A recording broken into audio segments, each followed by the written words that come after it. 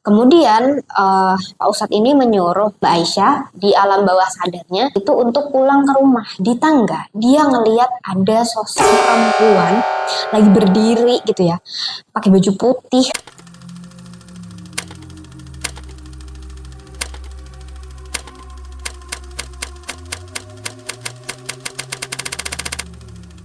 Assalamualaikum, halo sedulur, matur nuwun ya sudah mengklik video ini. Nah, yang belum subscribe, ayo di subscribe dulu di sebelah sini ya. Sebelumnya kenalin Nyong Nafa. Di sini Nyong bakalan membahas cerita-cerita horor dan pengalaman-pengalaman mistis yang sudah dikirim oleh sedulur Sinless ke emailnya kita. Jadi kalau sedulur ini punya pengalaman-pengalaman yang horor, yang merinding, yang ngeri pokoknya, bisa langsung aja dikirim ke alamat email di bawah ini atau ke nomor WA. Di video kali ini, Nyong bakalan membawakan pengalaman horornya milik sedulur Sinless dari daerah Batam, namanya Mbak Aisyah. Halo Mbak Aisyah. Beliau ini punya suami namanya Anton dan satu orang anak laki-laki usianya 2 tahun. Ini kita nama-nama yang dicerita ini sudah disamarkan ya Lur ya. Jadi diceritakan sejak tahun 2009 sejak Mbak Aisyah sama Mas Anton ini menikah, mereka ini sudah pindah rumah sebanyak 5 kali. Terus mereka kepingin beli rumah sendiri. Beberapa opsi rumah itu sudah dilihat, tetapi ya itu belum dapat yang seret gitu, belum dapat yang cocok. Sampai ketika di tahun 2012 Mbak Aisyah ini dapat kabar dari tantenya. Tantenya nawarin sebuah rumah karena ini tawaran dari tantenya, dari keluarganya sendiri. Akhirnya Mbak Aisyah lumayan tertarik nih dari situ. Akhirnya memutuskan untuk survei lokasi ke rumahnya. Akhirnya Mbak Aisyah ini survei ke rumah itu bareng sama adiknya, namanya Dimas. Kemudian ada istri adiknya namanya Rini sama ibunya. Satu keluarga besar ini bakalan satu rumah. Mbak Aisyah, Dimas, kemudian janjian sama pemilik rumahnya. Mereka temuan di pinggir jalan gitu. Jadi karena rumahnya ini berada di sebuah perumahan, lokasi rumahnya ini letaknya itu harus masuk ke gang-gang kecil dari jalan raya. Terus mereka lanjutlah ke lokasi rumahnya bareng sama bapak pemilik rumah. Rumahnya ini tipenya 2 lantai Lur. Mbak Aisyah itu dia ngerasa kayak jatuh cinta pada pandangan pertama sama rumah ini. Padahal pada saat itu mereka masih di gerbang rumahnya ya. Tertarik nih dari pandangan pertama. Mereka akhirnya dipersilakan masuk.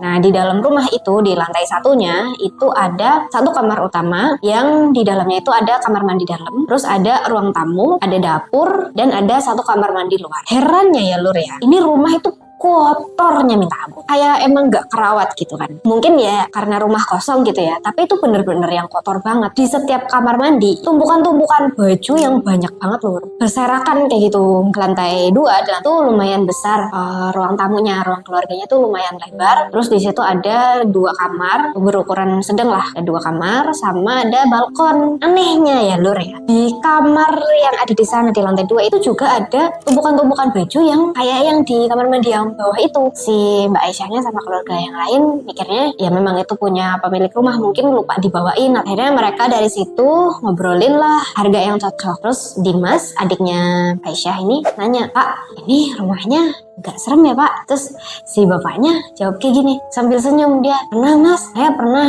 tidur di sini 1 malam. Tapi pas bangun saya tiba-tiba udah di lantai bawah." Ya gitu kata si bapak. Mendengar ceritanya bapak, Mbak Aisyah sama keluarga yang lain itu cuman tatap-tatapan sambil, terus si bapak tiba-tiba bilang kayak gini, "Enggak, saya cuma bercanda." Dan itu suasananya canggung kayak gitu kan. Singkat cerita, mereka belilah rumah itu. Kemudian mereka bersih-bersih, beres-beres gitu kan, rumahnya kotor banget gitu kan. Ketika bersih-bersih itu mereka nemuin kejanggalan. Di lantai bawah kamar utama itu kan ada ventilasi di atas pintu ya Lur. Di sana Mbak Aisyah itu nemuin ada semacam tulang ayam sama tulang ikan, dan itu ukurannya kecil-kecil kayak serpihan-serpihan kayak gitu, sama ada batu-batu warna putih yang dibungkus pakai plastik. Dan Mbak Aisyah juga nemuin benda-benda itu hal yang sama di dapur, di kitchen setnya. Rada aneh kan, itu ngapain ini ada tulang-tulang sama batu yang dibungkus plastik. Akhirnya Mbak Aisyah nanya lah ke suaminya si Mas Anton ini sama ke keluarga yang lain. Terus kata mereka, "Oh paling ini penghuni sebelumnya lagi makan mungkin, terus sampahnya lupa dibuang." Aisyah akhirnya ya udahlah positive thinking juga. Mereka juga ngebuangin baju-baju, tumpukan-tumpukan baju yang banyak banget itu yang ada di kamar mandi sama yang ada di kamar lantai 2. Ketika mereka bersih-bersih, tetangga-tetangga yang ada di sekitar rumah itu tuh pada seneng banget gitu loh. Bener-bener menyambut mereka, sukacita, girangnya bukan main, jatuhnya tuh aneh gitu. Mbak Aisyah yang udah 5 kali pindah rumah sewa itu nggak ada ceritanya tetangga-tetangga mereka, apalagi nih perumahan ya Lur ya, yang mereka menyambut pendatang baru sebegitu senengnya. Tapi ya itu lagi-lagi Mbak Aisyah sama keluarganya nggak ambil pusing gitu. Sore-sore itu kan, nah Mbak Aisyah posisinya duduknya di dekat jendela, jadi bisa lihat ke luar. Pada saat itu ada segerombolan bocah, anak-anak, ada yang pakai mukena, ada yang bawa sarung gitu. Jadi kayak mereka mau pergi ke masjid yang gak jauh dari rumah itu. Karena mereka Mbak Aisyah sama ibunya ini di ruang tamu kan, otomatis kalau ada percakapan dari luar kedengeran lah ya masuk ke dalam. Kedenger lah itu si anak-anak ini pada ngomong serentak, lihat, udah ada yang menghuni loh, udah ada orangnya, berarti rumah itu udah gak ada hantunya lagi ya. Si anak-anaknya pada bilang kayak gitu loh. Ngedengar kata-kata hantu itu ya, Mbak Aisyah sama ibunya tatap-tatapan, perasaan mereka tuh ngerasa aneh kayak gitu. Kenapa anak-anak itu ngomong kayak gitu tentang rumah ini? Tapi itu lagi-lagi Mbak Aisyah sama ibunya tetap berpositif thinking. Setelah mereka pindahan, mereka mengadakan syukuran. Seminggu mereka tinggal di rumah ini rasanya aman-aman aja gitu, normal aja. Sampai di suatu ketika itu mereka sekeluarga ceritanya lagi duduk-duduk di balkon di lantai atas. Anaknya Mbak Aisyah itu kan dia lagi aktif-aktifnya ya, umur 2 tahun lagi ceriwis-ceriwisnya lah. Tapi tiba-tiba yang biasanya pecicilan ini si Dede ini diem ngeliatin arah kamarnya ibunya Mbak Aisyah, arah kamar neneknya. Dia ngeliatin ke arah jendelanya, diem aja, dia nggak bergerak sama sekali. Terus dipanggil-panggil tuh kan sama ibunya sama Mbak Aisyah, adek gitu kan. Tapi si dedenya tuh diem aja, bahkan dia nggak ngedip loh. Ngelihat itu Mbak Aisyah merinding kan, kayak ini anak kenapa gitu kan, takutnya kenapa. Akhirnya sama ibunya Mbak Aisyah disuruh dibawa ke bawah, dibawa ke suaminya, ke Mas Anton. Terus sama si Mas Anton dibacain suratan-suratan pendek, ayat-ayat Al-Quran sambil ditiup si ubun-ubun anak itu ditiup kayak berharapnya nggak kenapa-kenapa, normal-normal aja. Tapi ternyata besok malamnya itu anak demam, panas lah itu, sampai pagi dia suhu tubuhnya tinggi tapi badannya tuh menggigil loh. Bocah umur 2 tahun dia menggigil bener-bener yang sampai diselimutin berlapis-lapis kain sama ibunya sama si Mbak Aisyah ini, itu tetap menggigil kayak gini. Takut kenapa-kenapa kan. Dari situ Mbak Aisyah juga ingat nih sama omongan-omongan bocah yang waktu itu sore-sore mau ke TPQ. Ceritalah itu ke Mas Anton. Itu mereka memutuskan buat coba manggil imam masjid buat minta doa kayak gitu kan. Pas imam masjidnya datang, terus didoain lah itu anaknya, dibaca-bacain suratan. Terus Pak Ustadznya bilang, oh ini insya Allah anaknya nggak bakal kenapa-kenapa lagi, udah sembuh ini udah. Tapi ternyata 1 hari setelah giliran Mbak Aisyah, Anton, Dimas, sama ibu yang demam. Sakitnya tuh benar-benar dalam waktu yang bersamaan Lur. Ini kan kayak ngejanggal gitu kan. Ngapain juga sakit bareng-bareng gitu. Yang gak sakit itu cuma si Rini, si istrinya Dimas. Akhirnya dari situ karena udah ngerasa janggal lah gitu kan, akhirnya mereka memutuskan untuk meruqyah rumah itu. Nah dipanggillah imam masjid, didoain lah rumahnya. Tapi setelahnya itu mereka ngerasa masih janggal, masih ngerasa gak nyaman. Ya untuk yang kedua kali mereka manggil lagi ustadz yang berbeda untuk meruqyah rumah itu. Mereka masih ngerasa gak nyaman. Terus sampai ketika ada nih gangguan-gangguan kecil yang dialami sama ibu sama Dimas. Akhirnya mereka memutuskan lah, ayolah ruqyah lagi lah ini rumah, kita panggil Pak Ustadz yang memang betul-betul khusus untuk meruqyah rumah gitu. Ketika Pak Ustadz ini datang yang memang dikhususkan untuk meruqyah, nah dari situ Pak Ustadz minta waktu untuk sholat di lantai 2. Katanya beliau di situ juga nggak cuma sholat, tapi berkomunikasi dengan apa yang ada di dalam rumah itu. Sekitar 1 jam kemudian Pak Ustadz datang dan ngobrol nih sama keluarga Mbak Aisyah. Dari situ Lur, misteri dari rumah ini terbuka. Jadi kata Pak Ustadz, rumah ini itu kosongnya udah lama banget, berbulan-bulan kosong. Jadi otomatis banyak makhluk halus yang menempati rumah ini. Dalam dunia metafisika, lokasi tempat berdirinya rumahnya Mbak Aisyah ini adalah pemandiannya mereka Lur. Nah terus Pak Ustadznya juga bilang, tepat di lantai atas di kamarnya Dimas sama Rini itu ternyata adalah air terjunnya. Makhluk-makhluk itu seneng banget pada mandi di lembah yang ada di bawah air terjun itu Lur. Bukan cuman itu Lur, jadi orang yang menghuni rumah itu ternyata memang betul suka membawa semacam peliharaan-peliharaan ya dari kampung, terus dibawalah ke rumah itu. Nah ketika orang-orang itu pada pergi dari rumah itu, peliharaannya mereka itu dan benda-benda mistiknya itu pada ditinggalin di rumah itu. Makanya rumahnya Mbak Aisyah sekarang itu banyak banget jenis makhluk-makhluk gaib kayak gitu Lur. Nah Pak Ustadz terus mencobalah berkomunikasi sama makhluk-makhluk yang ada di sana. Harapannya buat mengusir makhluk-makhluk yang ada di sana biar nggak mengganggu keluarganya Mbak Aisyah. Terus setelah bincang-bincang nih sama Pak Ustadz, ngobrol-ngobrol segala macem, terus Pak Ustadznya itu ngasihin air minum yang harus diminum sama masing-masing anggota keluarganya Mbak Aisyah, termasuk Mbak Aisyahnya sendiri. Dikasih 1 botol air yang udah diruqyah, yang nantinya itu harus ditaruh di kamar mandi di bak kayak gitu ya. Pokoknya biar nanti dipakai mandi bareng-bareng pakai air yang sama ini. Kejadian yang sebelumnya ini ngebikin Mbak Aisyah ini semacam kayak penasaran gitu loh. Nanya lah si Mbak Aisyah ini ke si ibu tetangga depan rumah itu. Kata si bapak pemilik rumah, kan baru 9 bulanan ya kan ya Lur ya. Tapi kok kata si ibu tetangga depan rumah ini bilangnya udah kosong 1 tahun. Kenapa kok beda? Ternyata dulunya rumah ini tuh sebagai tempat penyalur TKI, khususnya TKI dari Jawa. Katanya tuh sampai berpuluh-puluh orang, banyak banget pokoknya.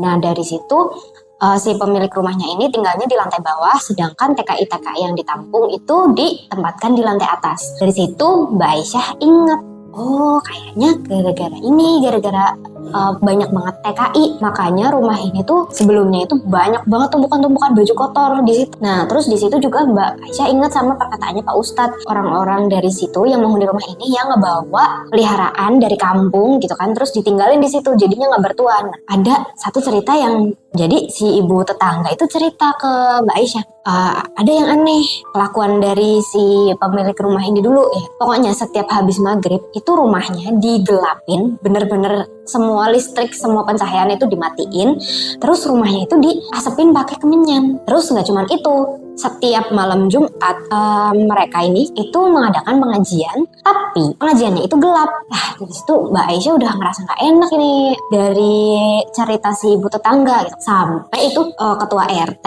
tuh negur, nanyain ke pemilik rumah. Ketua RT sama warga-warga sekitar itu ngalah lah, dan sering berjalannya waktu mereka terus mulai menerima dan terbiasa sama kebiasaan aneh dari si penghuni rumah itu. Suatu hari besoknya itu Aisyah, Ibu, Dimas, sama Rini itu memutuskan untuk pergi ke tempat ruqyah. Waktu si Aisyah ini mau siap-siap ke tempat ruqyah itu dia ngerasanya kayak nggak enak kayak gitu loh, kayak hatinya tuh berat, langkahnya tuh berat mau pergi ke sana gitu kan. Terus Aisyah bilang ke si ibu, Bu, kayaknya aku nggak jadi pergi deh ke sana, aku mau di rumah aja. Ya kalian aja yang pergi ke tempat Pak Ustadz gitu, kata si Aisyah begitu. Gak boleh kayak gitu, jangan diturutin itu kata setan di kepala kamu, gak usah diturutin, udah ayo kamu harus ikut pokoknya. Kata si ibu kayak gituin, dipaksa suruh ikut kan. Nah di tempat ruqyah di rumahnya Pak Ustadz ini nggak cuman Aisyah sama keluarganya aja yang rencananya mau meruqyah Dimas, malah si Aisyah yang muntah-muntah sampai 2 kantong lah dia habis tuh, 2 kantong muntah. Yang lain tuh bahkan ada yang nggak muntah sama sekali kayak gitu. Pas dia lagi muntah-muntah itu dia rada nggak itu kan, Pak Ustadz tuh ngeliatin dia terus. Habis ruqyah selesai Pak Ustadz tuh nanya ke si Aisyah, Mbak ngeliat sesuatu nggak? Iya Pak, saya melihat ada kakek saya yang udah meninggal. Terus dari situ Pak Ustadz manggut-manggut, oh oke Mbak, ini besok mbaknya datang ke sini lagi ya, saya mau ruqyah Mbak secara khusus. Terus Bu, ini nanti mbaknya yang dibonceng, hati ya Bu, naik sepeda motornya bakalan mual nih dia, pusing-pusing, kata Pak Ustadz kayak gitu. Bener lah itu. Sepanjang perjalanan sampai ke rumah si Aisyah ngerasa lemes banget, pusing banget pokoknya, kayak nggak ada tenaganya. Besoknya dengan berat hati dia akhirnya balik lagi lah ke rumah Pak Ustadz. Mbak Aisyah ini disuruh ambil wudu di dapur sebelum mulai ruqyah gitu, disuruh wudu dulu. Posisinya di situ duduk kan.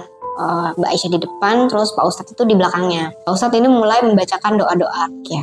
Beliau juga pakai semacam sarung tangan gitu untuk menyentuh kepala si Mbak Aisyah ini dari belakang gitu kan. Pak Ustadz minta si Mbak Aisyah untuk merem, terus diminta untuk melihat ke sekelilingnya pakai mata batin gitu. Aisyah ini bener-bener bisa ngelihat semuanya, meskipun itu matanya merem ya, tapi dia bisa ngelihat ke sekelilingnya di sekitarnya itu dengan jelas. Aisyah ngelihat di tubuhnya Mas Anton suaminya itu ada yang ngikat di bagian pinggang. Itu dia nggak tahu, sampai sekarang dia nggak tahu itu apa. Tapi kata Pak Ustadz itu disuruh dihancurkan, sesuatu yang mengikat di pinggangnya Mas Anton itu disuruh dihancurkan. Akhirnya sama Mbak Aisyah tuh dihancurkan lah, dipakai tangan diseret kayak gitu kan, hancur. Kemudian Pak Ustadz ini menyuruh Mbak Aisyah di alam bawah sadarnya itu untuk pulang ke rumah. Di tangga dia ngelihat ada sosok perempuan lagi berdiri gitu ya, pakai baju putih, rambutnya gimbal, terus mukanya tuh jelek banget kata Aisyah, bener-bener yang rusak kayak gitu loh. Itu Aisyah takut lihat-lihatan itu dia di tangga, terus si sosoknya itu ada di ujung tangga itu, lihat-lihatan dia. Terus takut kan itu, dia gemeter dong ngelihat sosok itu, saking rusaknya mukanya, serem banget. Terus sama Pak Ustadz dibilangin tuh dari alam bawah sadarnya dibilangin, disuruh jangan takut katanya, karena kita manusia derajatnya lebih tinggi alur ya dari mereka, dan harusnya mereka yang takut sama kita gitu kan, karena kan kita diciptakan sebagai makhluk yang sempurna kan di mata Allah Subhanahu wa Ta'ala. Si Pak Ustadz itu nyuruh Mbak Aisyah untuk menggal kepala sosok itu tadi, sosok gimbal itu tadi. Bingung ya, Aisyah ini menggal pakai apa Pak Ustadz, masa pakai tangan kosong gitu kan.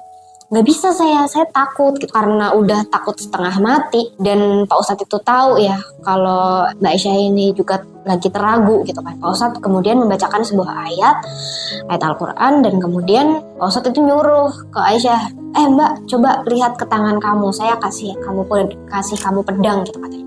Wah bener itu, pas Aisyah ngeliat di tangannya, pas Aisyah ngeliat ke tangannya itu beneran itu ada pedang warna merah. Terus dia akhirnya itu dia tarik itu rambut gimbal si sosok itu, ditarik terus dipenggal serak. Kemudian Pak Ustadz itu membacakan doa-doa dan meminta Mbak Aisyah untuk kembali ke rumahnya Pak Ustadz, ke raganya. Namun sebelum itu Pak Ustadz itu membacakan ayat-ayat, kemudian nyuruh si Aisyah ini ngelihat rumah itu dari luar, dari kejauhan. Dia melihat rumahnya itu dimasuki cahaya, jadinya aura yang tadinya itu gelap itu jadi sekarang lebih terang loh. Nah dari situ Aisyah kembali lagi ke raganya. Kemudian dengan badan yang capek, badan yang keringetan, Mbak Aisyah ini nanya ke Pak Ustadz, Pak Ustadz, kenapa saya? Kenapa bukan ibu saya? Atau kenapa bukan Dimas? Kenapa bukan suami saya? Kenapa harus saya yang diperlihatkan dan disuruh untuk melakukan ini semua gitu? Terus kata Pak Ustadznya, karena kemarin ketika di rukyah yang pertama, yang rukyah masal itu lur, yang paling banyak muntah di situ adalah Mbak Aisyah. Dan banyak makhluk gaib yang ingin masuk ke tubuhnya Mbak Aisyah. Dan di situ Mbak Aisyah kan cerita ada sosok kakeknya yang menghampiri kan di situ. Dari situ Pak Ustadz tahu nih kalau hanya Mbak Aisyah yang bisa melakukan ini semua, melakukan perjalanan gaib ini, cuma dia yang bisa, bukan ibunya, bukan Dimas, apalagi Mas Anton suaminya. Nah lur, bertahun-tahun setelah prosesi rukyah yang ini, rukyah rumah besar-besaran ini, tapi dari banyaknya proses rukyah yang sudah dilakukan, tetap lur, rumah ini masih ada gangguan-gangguannya. Cuman karena memang sudah mulai terbiasa ya Mbak Aisyah dan keluarganya, akhirnya nggak terlalu yang kayak gimana-gimana. Dan memang gangguan yang dirasakan itu kayak cuman ngedenger suara-suara atau gangguan-gangguan kecil lah, nggak yang se-ekstrim sebelumnya. Alhamdulillah ini setelah sekian panjangnya cerita Mbak Aisyah akhirnya selesai juga. Nah gimana nih sedulur-sedulur sekalian yang barangkali di rumahnya itu ada gangguan-gangguan gaib macam Mbak Aisyah ini, boleh aja langsung ceritanya diketik, kirim aja langsung ke alamat email yang ada di bawah ini atau ke nomor WA yang ada di bawah ini. Jangan lupa juga ya di like ini, dipencet tombol like-nya kalau sedulur suka sama cerita pengalaman hari ini. Kemudian di share juga ke teman-teman yang lain biar bisa sama-sama nonton, nobar gitu barangkali ya, dan juga bisa diambil pelajarannya bareng-bareng. Sampai jumpa di video-video selanjutnya. Assalamualaikum.